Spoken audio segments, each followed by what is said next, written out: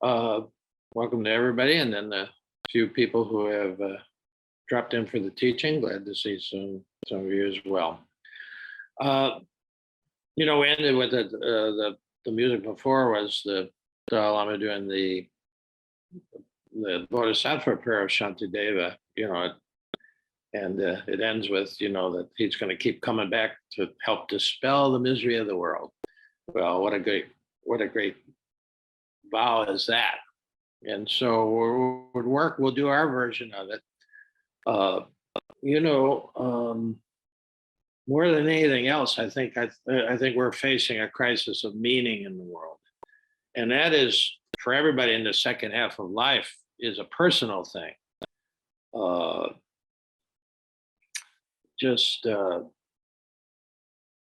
You come up against as you get closer and closer. The red line thins as you get closer and closer to graduation time in this life. And for this incarnation, meaning becomes more important than money or anything else. Just a sense that meaning, and I think we're in a crisis of meaning now. I want to spend maybe the first 10 minutes giving a context for this, which is about 700 years long. That's part of our problem of understanding anything in this current culture and in the 21st century is we've lost the sense of context. And then we're going to look of how we got here. And we're just going to do a quick review of 700 years of evolution in culture. How we got to really where we're in now is it's a postmodern culture. There was medieval culture where we'll look at that. There's and then there was the Enlightenment and the beginning of modernity. But we're actually in what most cultural anthropologists call the postmodern area. What does all that mean, and how do we get there? And then and then we'll switch back to we'll switch over. And if you don't happen to have the mandala we're working with, which is a kind of integral Tibetan Aramaic mandala, I'll put it up on the screensaver. And some people will be catching this teaching later, and it will be good for them to have the image. But the first part of the 45 minutes, I want to really talk about, give us a sweep of history, a view of history that can sort of put us in context. We don't have a lot of context today, and we need it to sort of understand this kind of crisis of meaning. One thing about postmodernism, as you see how we got there, is there is no ultimate pattern. This culture we're in, could you find the center of it? I doubt it. You might have hopefully some of you have been working here and are of the kind of mind that'll show up. You're at least looking for the center, if not already have found a kind of center, because every human being has to have it, but the culture is not much help. See, this is a countercultural thing we're doing. This had nothing to do with our culture. But there are older cultures, and this is what the perennial wisdom culture is, that have kept a version of meaning, and throughout the ages it's perennial, which means it goes on from very early times up till now. Change of form, change of language, what they call the center, et cetera, and how they see it arranged. But there was always a center in wisdom traditions, and you couldn't call our current culture a wisdom culture. So let's go back to the 14th century, go back to the 1300s, where we really have 1,000 years of at least Western culture. And realize we're talking about Western culture now. We're not talking about the culture of the East, which has gone through its own thing, but we're living in a Western culture now. But we're talking about European culture primarily at that time. Well, for starters, when we pick it up in the 1300s, the whole Christianity has been embedded in the Roman Empire and then beyond for 1,000 years, because we got the way of Jesus sort of got merged with the imperial Roman Empire in the 4th century. So there's about a millennium there where Christianity is working its way into the culture to be the center of the culture. And when we pick it up in the 14th century, things are starting to go downhill. For instance, in the 1300s, we had a lot of times 2 popes. The Roman Empire was really gone. Roman Empire had gone 500 years, 600 years earlier.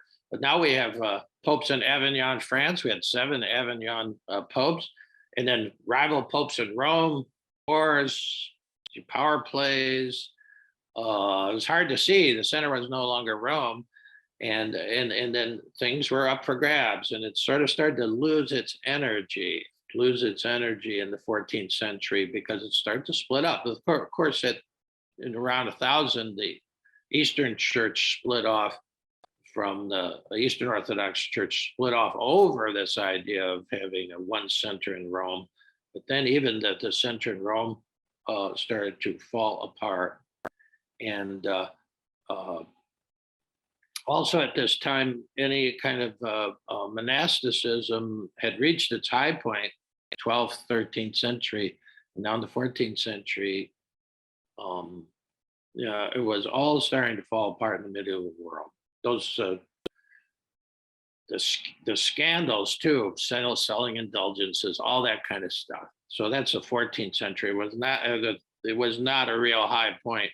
It was actually the kind of the falling apart part of having Christ at the center of things. And then the 15th century, you have the printing press come in. This is a revolution, a technological revolution here. And now you don't need monks to copy the manuscripts. So there's the printing press. And then in the late 15th and into the 16th century, we have the Protestant Reformation, where we have Luther and the people saying, well, we're through with all this. We're going to do it right. And so there was that whole thing that's happening in the 16th century. Then that brings out in the 1600s a kind of Catholic counter Reformation. Maybe we're more or less have been in that kind of defensive. The Catholic Church has been in that kind of defensive tug of war and battle with things for a long time. So that brings us up to the 17th century, and so the center is being argued about. And then when you get to the 18th century, the 1700s, you really get the Enlightenment. The age of reason comes out. Science starts to displace religion. So science becomes the new center. And that's, thank God for that brilliance. It didn't have to necessarily displace any idea of transcendence, but it does. Science displaces religion. And so then we believe in science. Analysis, which science is great at, breaking down things into parts. Analysis starts to be raised up, working with the mind. The mind divides and conquers and systematizes. So analysis starts to take this breakdown of things into parts and categories takes over, and sort of synthesis around the center starts to not be so important. Education, reason, science moves into the world and becomes the center of the world. And the founding fathers and founders in America are caught up with this idea, and it's a good idea. The idea there now is education, science is the way, and things are going to get better and better and better and better. And it's not a bad idea. The fact of throwing all the other previous stuff out with the bathwater is the problem. But so 18th century goes into the 19th century, pretty strong. Science is the new God's, stuff, material, more and more. The transcendent backseat. And that goes all the way to the early 20th century, really, to where that becomes the new center. That would be modernity.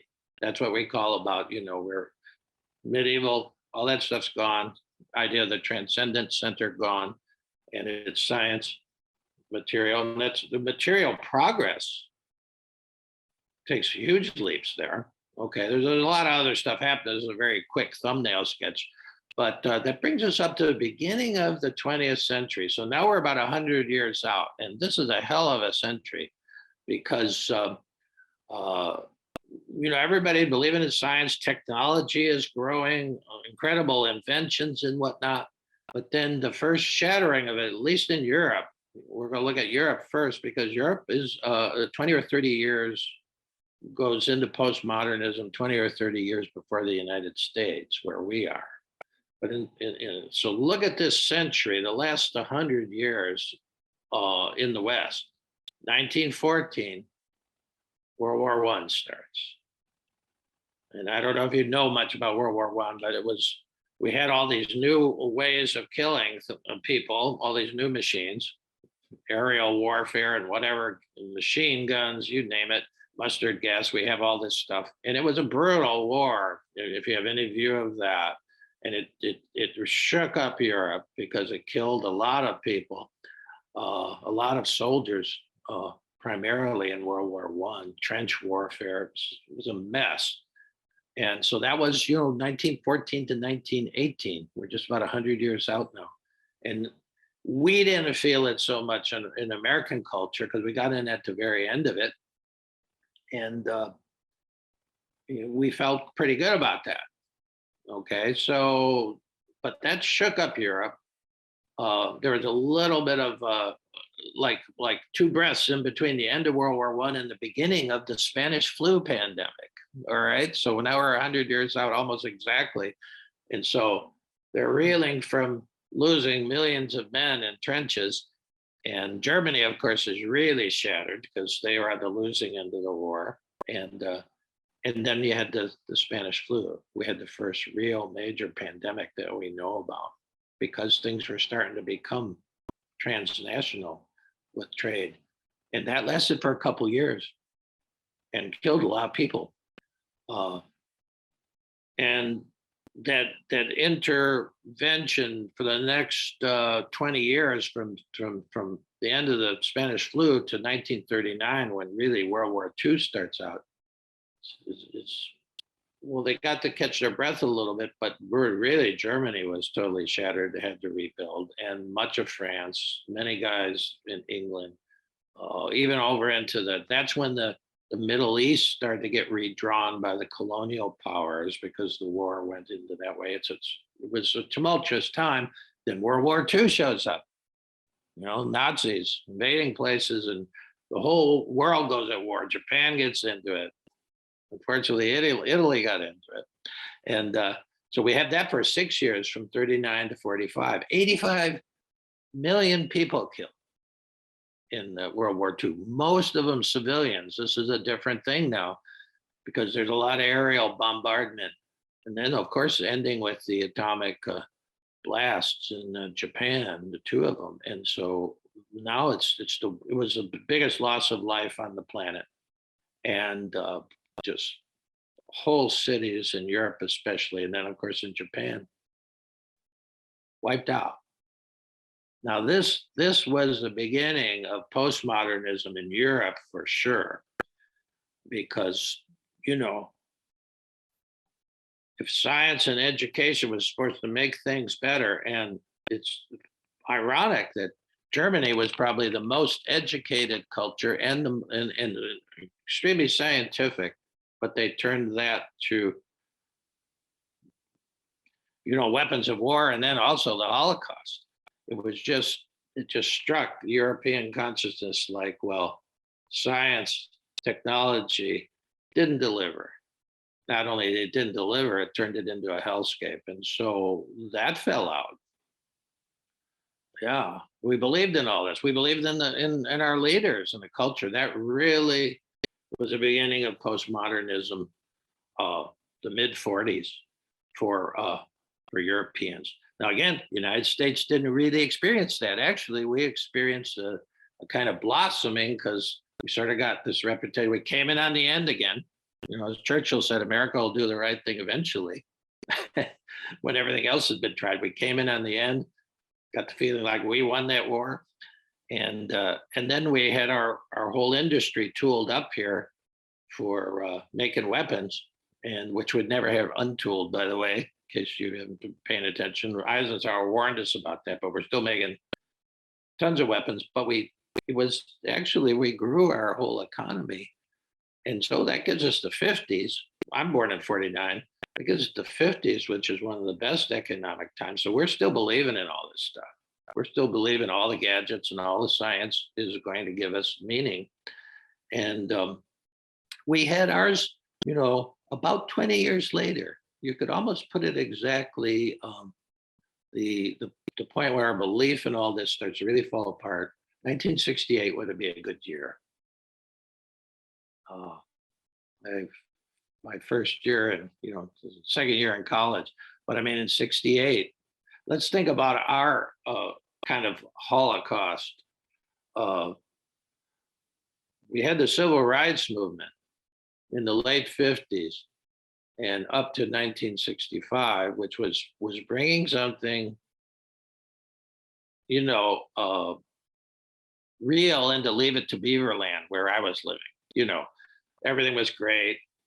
You know, everything, white picket fence, all us folks were, everything was just getting better and better. Well, you had the whole big segment of the population saying, well, not for us.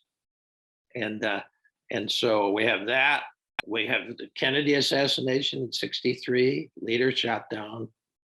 You know, Vietnam.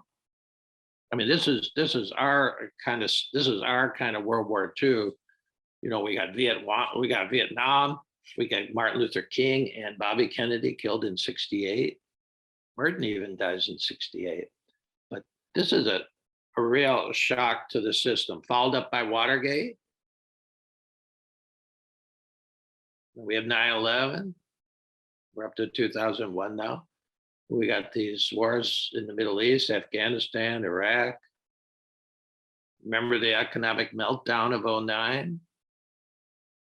The economic system didn't even seem to work. We lost a third of our savings during that. How about you? All these things are cascading now.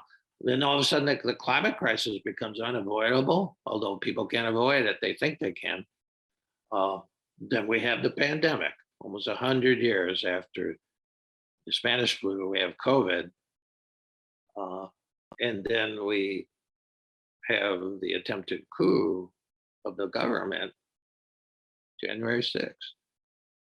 That's, 70 years from the 60s up to there. And now we're in that kind of, I don't trust the government, don't trust science. I mean, this is underneath all this, there's a lot of elements about why somebody, for instance, wouldn't want to get vaccinated. And it's not a monolithic thing, but there's a lot of distrust of science, distrust of institutions, the government, leaders, and that comes from experience. That comes from experience. So we're in this postmodern, well, we don't know what to believe. Where's the meaning? I mean, what would be the center of our culture? The stock market? Yeah, probably. We're a market culture. And you know how that thing goes. It's not the kind of thing that is a kind of center even. It's a roller coaster. So here we are. So that's where I think where we find ourselves. Lacking meaning, lacking a center. The kind of culture we're living in is not good for the mind, the heart, the psyche, the soul, for human beings. And we're seeing that. We're becoming a more violent culture. We're becoming just a kind of culture you just shake your head at.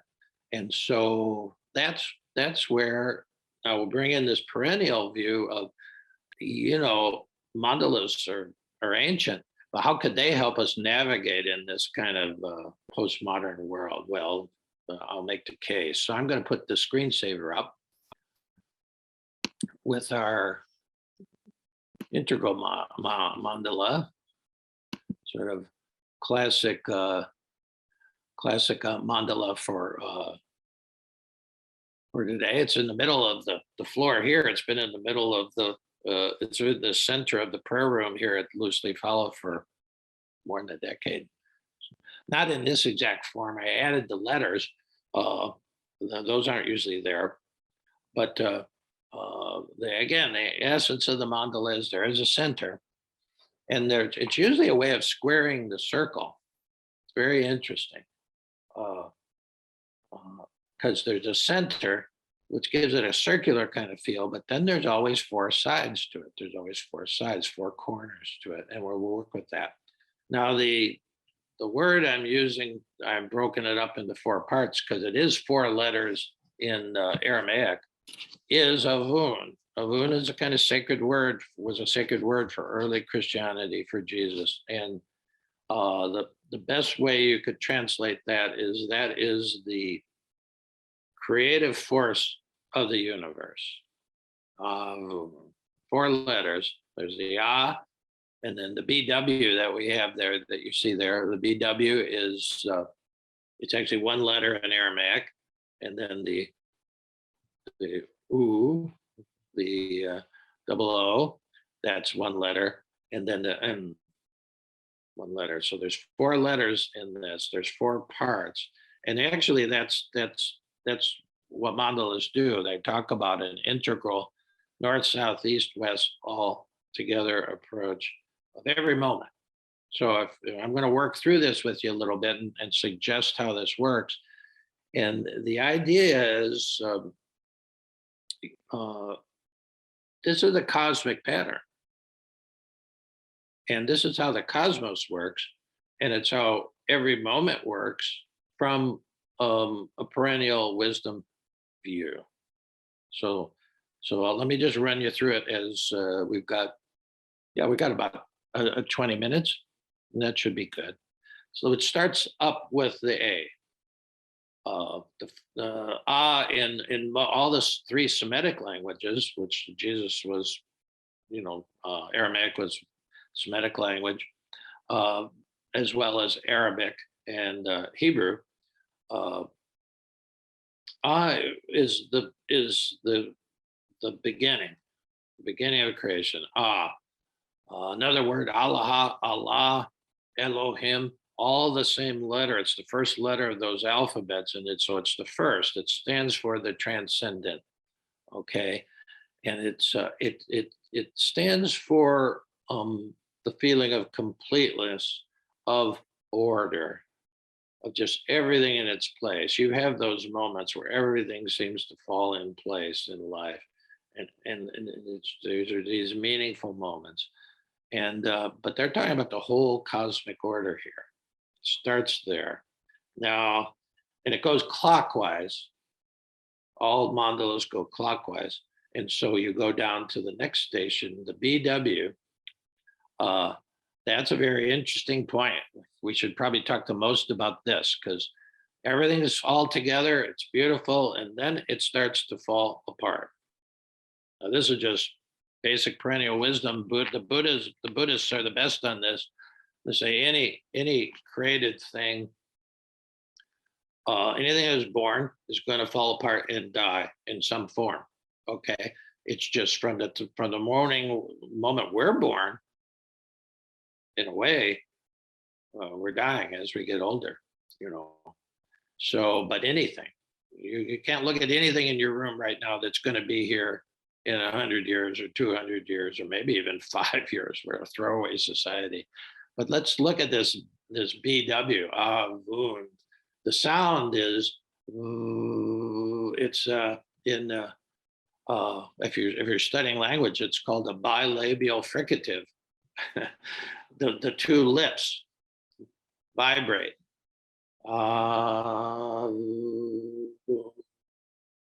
And this vibration is conflict. This vibration, driving vehicles in Haiti, especially the vibration of all the potholes that eventually, so is this sense of falling apart. So every moment has a beginning, and then it begins to the form of it starts to fall apart. Okay, Buddhists are telling us, and as well as the surprises, the Buddhists are famous for this. The Tibetans are famous for these mandalas, but actually it's in Christianity as well, which was a surprise for me. But this falling apart place, it's inevitable. You got a relationship and it's great, and then it's not so great. It's not your fault or somebody else's fault. Ultimately, it's any created thing, anything we establish is going to fall apart, including empires, including nation states. Toynbee, who wrote The History of the World, he died in 61, but he wrote a 12-volume thing about the history of the world and up to the American Empire, you know, the 22nd Empire he wrote about, and how they all fell apart because somebody created them, and things, you know, they might last 1,000 years. Our American Empire is not yet, not yet 200 years old. Everything is on a little faster thing now. Of course, in this age, everything's sped up, but you can see the stress marks even in our democracy now. This shouldn't be a surprise if you understand this wisdom. Everything falls apart at some point. We panic at this point. Now, the BW place is the place to understand, because when something in your own personal life starts to fall apart, your body, your relationship, you name it, your job, when things start to fall apart, what the ego does is freak out and try to start duct taping it together. Pema Chodron is famous for saying, Republican wisdom, if it ain't broke, don't fix it. And Buddhist wisdom, Pema would say, is if it is broke, don't fix it. Don't keep trying to duct tape together a relationship when it's falling apart. How do you handle that? It's a big question. So the BW point, the falling apart point in life, is where it's the source of all addictive behavior, whether it's addictive to drugs, alcohol, actual substance, or just addictive to the way your own ego runs your life. It's the alarm bells go on when what we think about the Twin Towers falling down. Visceral feeling when things you felt were so solid felt when those towers fell so quickly. It just, the mind couldn't wrap itself around that. Even Osama bin Laden couldn't wrap his mind around that, how fast they fell. He was even shook up by it by report. So this is when we grab for something. It might be oxycodone. That's the drug of choice now for postmodern America, for young kids coming out, looking at the world, looking at what they can expect, and with no center, and it's too painful. There's no meaning. Well, let me dull that. Let me, heroin, oxycodone, you name it, alcohol. Yeah, you can drink yourself to death, and our culture says that's just fine. Interestingly enough, especially in Kentucky. But this is the place. And if you can understand that feeling of the ego to freak out and try to make everything solid again, or to take away the pain, to numb the pain of the fact that things are breaking down, then you got a chance of going on to the next station. You're going to go to the next station anyway. The question is, with what frame of mind? Here's the way the Heart Sutra ends. The Heart Sutra is sort of like the Lord's Prayer of the Buddhist Zen communities. They chant it 3 times a day,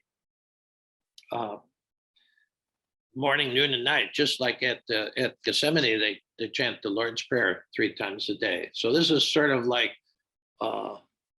2,000, 84,000 sutras, teachings of the Buddha. It's just down into a chantable thing, just sort of like what Jesus tried to do in a way with the Lord's Prayer. Boil it all down. And it's in Sanskrit. And I chanted it with my Zen, Korean Zen guys for a few years, and chanted in Sanskrit. And it ends like this, goes all long. And then at the end it goes, Gata, Gate, Gate, Para, Gate, Para, Samgate, Bodhi, Svaha. Classic Buddhist tail off into nothingness. And a good translation of what it ends up, this is the sort of the end of the story here from a Buddhist point of view. Fall apart, everything falls apart, the whole shebang falls apart. Hallelujah. Well, that sort of seemed sinister to me in the beginning. I was thinking, like, well, do I want to hang around these guys? Fall apart, everything falls apart.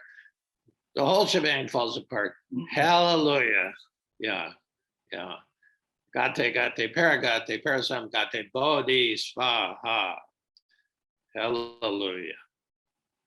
Well, I gradually grew into understanding what they're saying. They're saying, hey, this is the way of, there's a star, and then the star explodes. This is the way of the cosmos. Things last for a while, then they're not there. You have these great friends you get together with, then all of a sudden it breaks apart. Okay. Now what they say is, hallelujah, because there's something else coming. Something new will be born. I mean, we are the stardust of some exploding star somewhere. That's how we got here. We are stardust. Our whole planet is made up from stardust from an exploding, hallelujah, here we are. Something new came about. And so expect it, and now here's the key. Then you surrender to that, and you surrender to the next two things too. Because you have a full picture now. So what happens after things fall apart? Well, then now you go down to emptiness. The even the way we have it, the O is a kind of empty vowel. It's a big center. The center is empty. And so when you chant Avun, Avun, the third stop is, if you're going to actually go with the whole pattern, you're going to have to go through emptiness. Okay. It will feel empty. When you lose your friends, you lose a relationship, you lose your job, you're starting to lose your mind. Anybody knows that, as you go along, you lose that left brain, and the mind is connected with the ego. I contend your heart can get stronger and more in the ballpark. The heart is a different organ of consciousness. And so, you start to even lose your mental, I can't run up steps anymore. I can barely walk up. So, you have to face all that. And it feels, this is, you have to face a sense of emptiness, of loss. Okay. If you don't jump out of the game entirely, the BW place is the exit point. It's a place where we'll jump off the cushion, or we'll junk our view of things, and we'll just try to grab for something for security. So if you know that something's falling apart, but there's something else there to come, then you're willing to go through the emptiness. That's the desert, as they call it in the Christian traditions. It's the jungle, the forest. For the Buddhist rishis, the Hindu rishis, they leave civilization, they go into the forest. It's the place of the unknown, not knowing what's coming next. Can you surrender to that? Can you let go of the order that you're familiar? Can you let go of the familiar? And can you trust the disorder at the BW place, the falling apart of the order? Can you trust that? And can you even trust the emptiness? And can you trust in the end, at the very end, is the new order. There's something new is going to be born from this, okay? But that's we're not trained for that. Buddhism is trying to train us. contemplation in all the perennial traditions tries to train you for this form. This is the picture of it. Okay. And if you can go through the emptiness, I've got a poem, it's called The Fullness in the latest, in the Becoming Visible. And it was from talking to a Tibetan monk, an old Tibetan monk who walked out of Tibet. I had 13 monks here 20 years ago. And I was talking to him, and he was telling me that he'd studied Western philosophy at Cambridge, and his favorites were the existentialists. And I said, well, the existentialist movement came out as part of this postmodern shift in Europe. Sartre, Camus, these guys, and he loves Sartre. He said Sartre went very deep. He was the deepest of them all. He said, but when he hit emptiness, he thought it was nothing. And he turned around. He says, there's nothing here to find. And he turned around to come back and working it out on the surface of things. And he said, if he had cut, I cannot hopefully ever forget this moment, the look on this monk's face. He said, well, Sartre was very brave, but if he had kept going through the emptiness, he would have hit the fullness. And he smiled, like, because he had hit the fullness. And that's the thing here about the wheel. Things break down, and then the third station, the ooh, is emptiness. And can you keep going through that? Can you hold fast? Can you just sit through that? If you do, you'll get to the fullness. You get to, first of all, something new. All right. So let's that's the vision. And it's not taught by our culture. It is in the Christian culture. Look at your mandala, for instance. You see the cross there. You see the A goes down to the O, and the N goes across to the BW. You got the cross there. Well, let's see what really we're talking about here. At the A point, and the last 4 days of Holy Week are showing us this all the time. I've been through 72 Holy Weeks. It took me about 65 of them to catch on. That's why they keep bringing it back every year. So at the A, you have the fullness. You got Holy Thursday. You have the supper, the fullness of Jesus's teachings there. And that's the pinnacle of all this, his couple of years of trying to teach these guys. It's all about love. And maybe their hearts were full. Who knows what was in each individual one, but this was the fullness of the teaching. Holy Thursday. What happens on Good Friday? You're at the BW. Everything falls apart. Guys run away. Jesus gets tortured and killed. Pretty dark. That's Good Friday. I used to ask the Dominicans, well, why is it so good, sister? I'm not sure they even knew. They said it's a great mystery, Joseph, but this is the great mystery, because that falls apart. And then, interestingly, you got Holy Saturday, which is like, nobody pays attention to that in the Holy Week. If you're a Christian, it's like you get your hair done, you start cooking a meal, you're coloring eggs. Well, what in medieval lore at that time, Jesus descends into hell. He goes into the ultimate empty place where there's no life. He goes down further into the darkness. That's not scriptural, but it is part of the medieval view, is that that's what happens at this point. And some of you might be in hell right now. This nothing means nothing. This feeling of Jesus experienced that. And then the end, after that, the fullness. Then you have Easter Sunday at the end point. That's a very interesting, they keep showing us this. And then 50 days later, you're back up at the A, at the fullness. You got Pentecost. You have this new church born. There's time lag there between Holy Thursday and when the apostles really get it. Okay.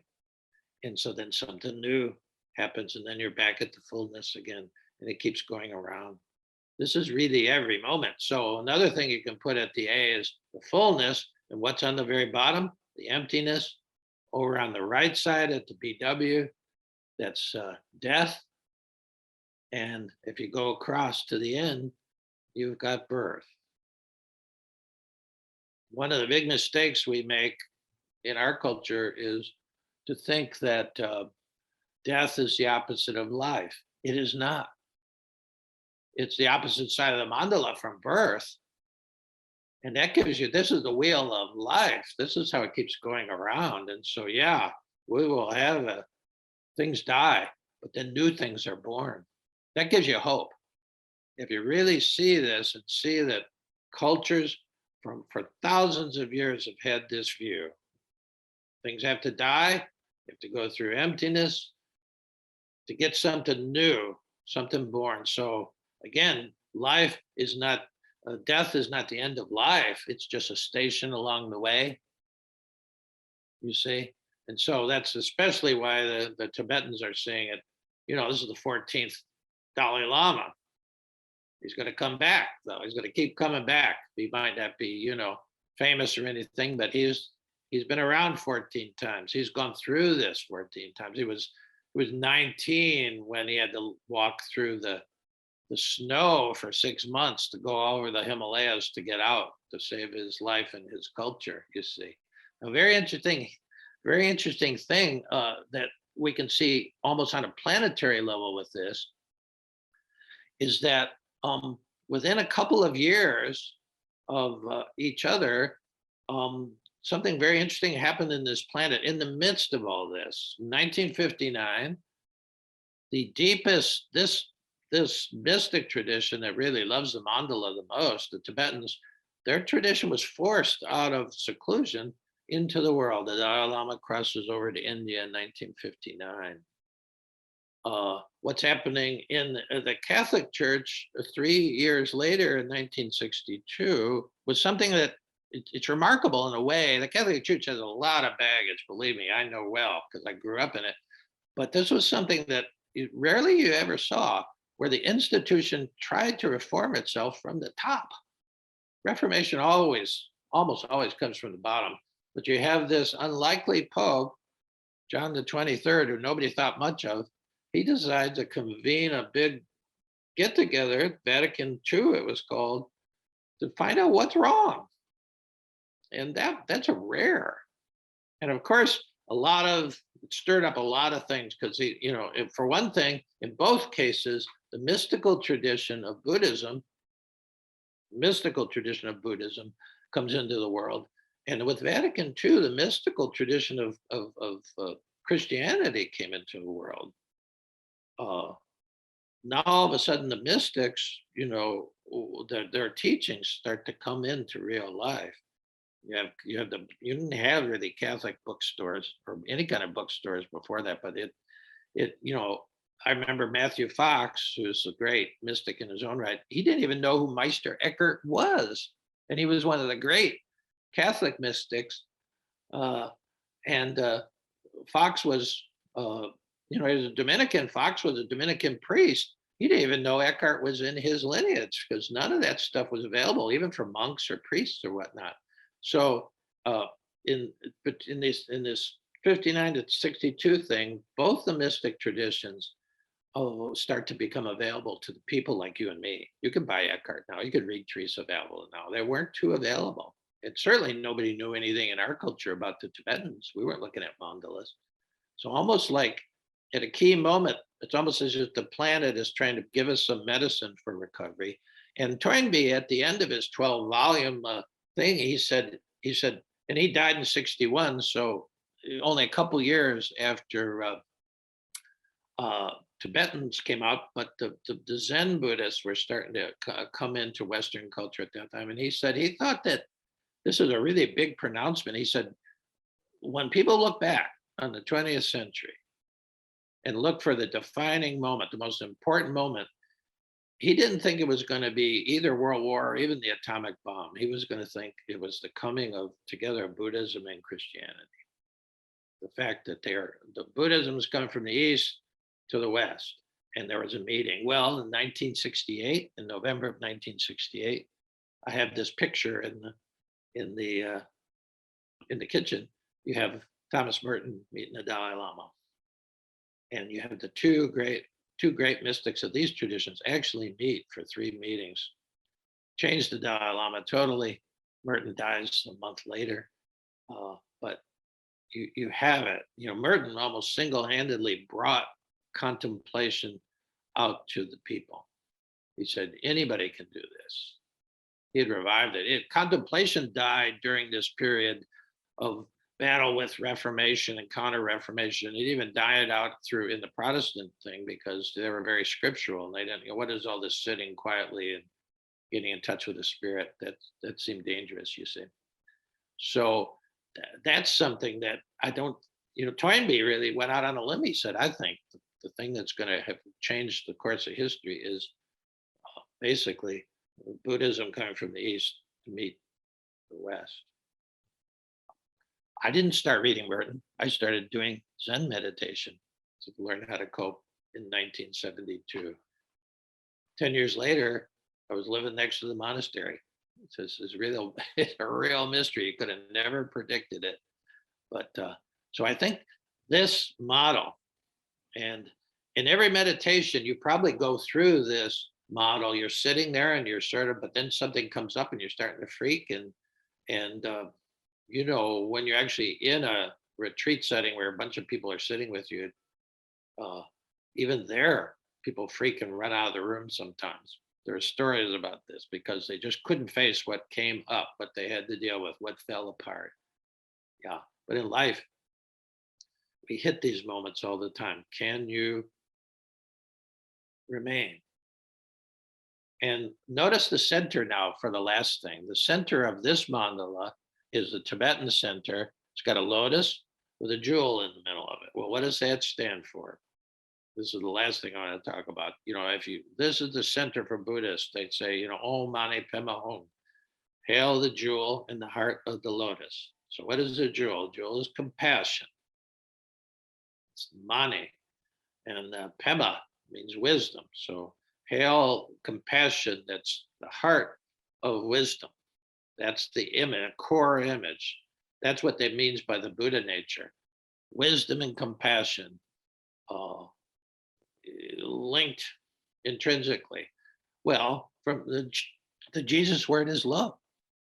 It's like saying, Jesus would say water, and the Buddhists would say H2O. It's the same thing. What is love? Well, it's this intrinsic connection. It's not an emotion. It's not something you find on a boat. It's actually when wisdom is there and compassion grows from it. That's why the lotus has to open before you can see the center. And so wisdom, this is a wisdom teaching here. And if you're getting in touch with wisdom teaching, it'll open you up and you will find the ability to live in a suffering world, which is compassion, you see. So that's the center, whether you call it love, the Buddha nature, wisdom and compassion, the Tao.